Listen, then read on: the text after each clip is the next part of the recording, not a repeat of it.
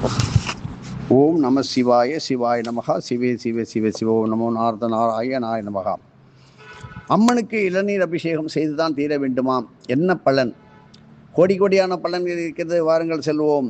இதை பற்றி நாம் 1996 வருடம், அதாவது தாது வருடத்திலே நமது வாத்தியார் கூறியதை கடைபிடித்து இன்றளவும் எதிர்காலத்திலே பலவிதமான பிரச்சனைகள், குறிப்பாக பெண்களுக்கு ஏற்பட இருக்கின்ற பெரும் தாக்கங்கள், பாதிப்புகள், கவலைகள், அதை பற்றி நாம் விளக்கமாக கூறியுள்ளது. இப்பொழுது நடந்து வந்துவிட்டது. இது தடைப்பட வேண்டும், நீக்கப்பட வேண்டும்.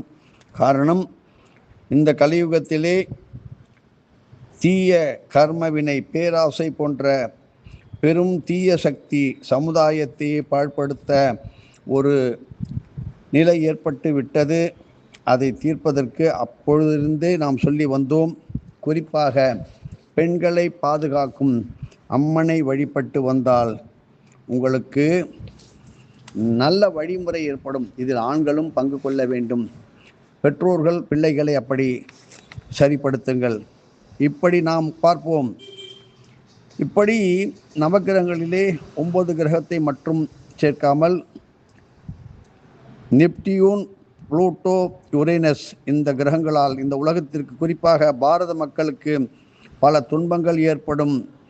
அதுவும் உஷ்ண சம்பந்தமான பிணிகள் மக்களை தாக்கும்.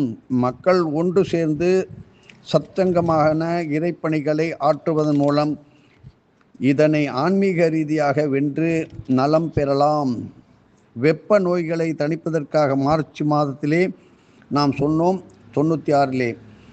அதற்காக நீங்கள் எல்லாம் மாரியம்மன் கோவில், முத்து மாரியம்மன், பெரியபாளையத்தம்மன், இளங்காளியம்மன், மருத்தி அம்மன், இதர அம்மன் அம்ச தெய்வமூர்த்திகளுக்கு வருடம் முழுவதும், குறிப்பாக அக்னி நட்சத்திர காலங்களிலே மற்றும் செவ்வாய் மற்றும் வெள்ளி என்று அபிஷேகம் செய்து தான் தீர வேண்டும்.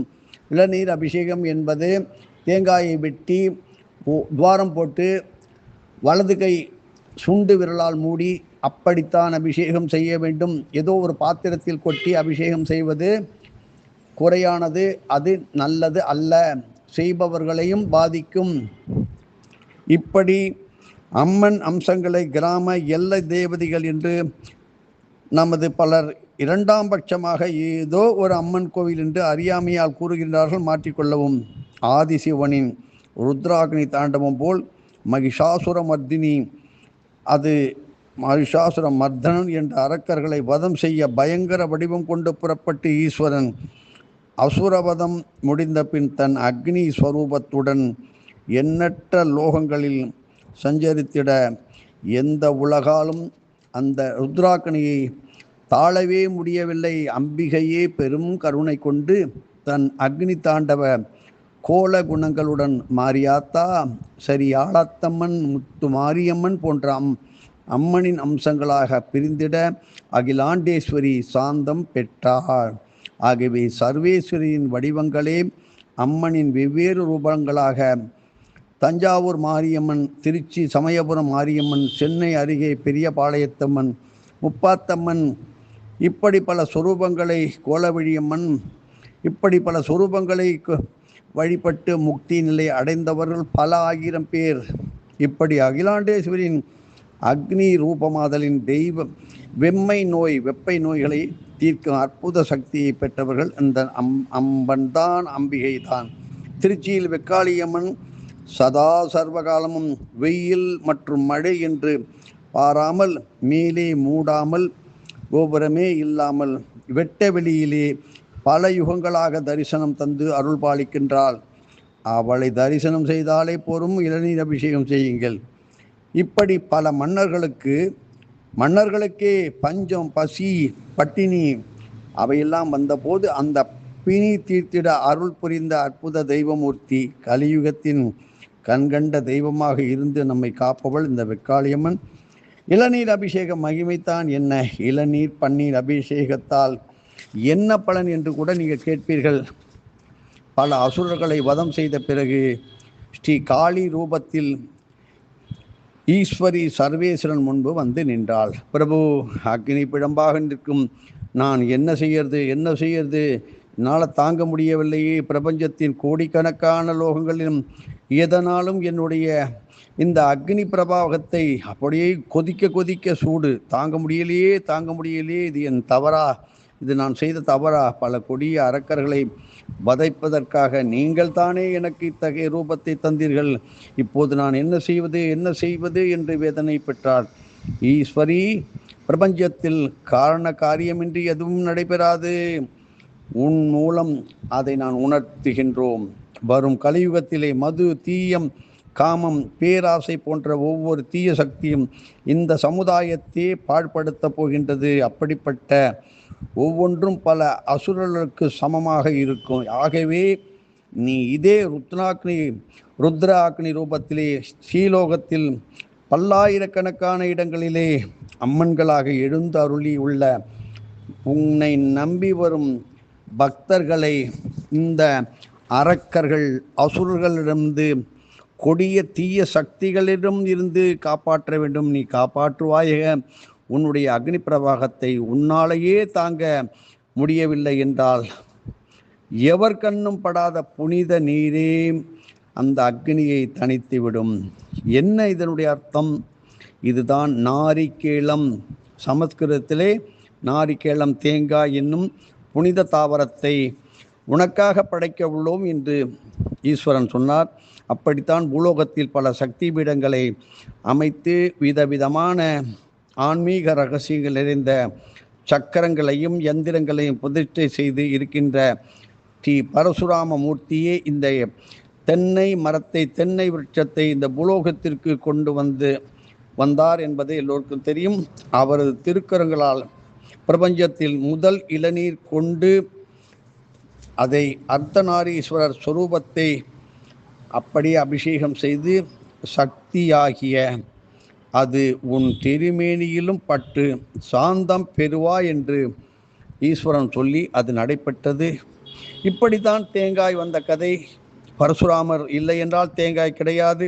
இப்படி பிரபஞ்சத்தின் முதல் இளநீர் கொண்டு வந்து அபிஷேகம் செய்து அது சக்தி அம்சமான ஸ்ரீ காளியம்மன் திருமேனியையும் அப்படியே அபிஷேகித்து சர்வேஸ்வரனின் உத்தரவுப்படி, ஆக்ஞைப்படி ஈஸ்வரர் ருத்ராக்னி ரூபத்தில் பூலோகத்திற்கு வந்திட ஈஸ்வரிக்கு அபிஷேகம் செய்யப்பட்ட இளநீர், அந்த திவிலைகள், அந்த துளிகள் அப்படியே தெளித்து விழுந்த இடங்களில் எல்லாம் அம்பாள் அப்படியே தோன்றிவிட்டாள்.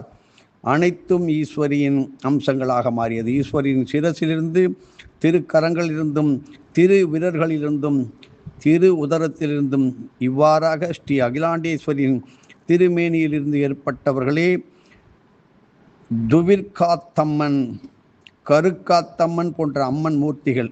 இப்படி அம்மனுக்கு இளநீர் அபிஷேகம் செய்கின்றோம். கண்படாத தீர்த்தத்தினுடைய மகிமை தான் என்ன? இளநீர் மகிமை என்ன? எவர் கண்ணும் படாமல் இருக்கும். தேங்காய்க்குள்ள இருக்கிற நீரை பார்க்க முடியுமா? முடியாது.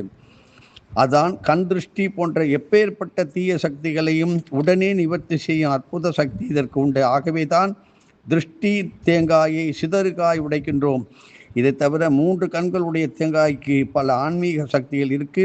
இளநீரை அபிஷேகம் செய்வதற்கு முன்னர் அதை துளையிட்டு 2 கைகளாலும் அப்படியே தாங்கி வலது கை சுண்டு விரல் வழியே இளநீரை சுவாமியின் சிரசின் வழியே வழியுமாறு அபிஷேகிப்பதே உன்னதமான அபிஷேகம். இப்படித்தான் செய்ய வேண்டும். கதிராமங்கலம் துர்க்கைக்கு இது மாதிரி செய்து பாருங்கள். ஒவ்வொரு ஆலயத்திலும் துர்க்கைக்கு செய்து பாருங்கள். இப்பொழுது அக்னி நட்சத்திரமானது இந்த வருடம் 4 நாட்கள் அதிகமாக வர இருக்கின்றது.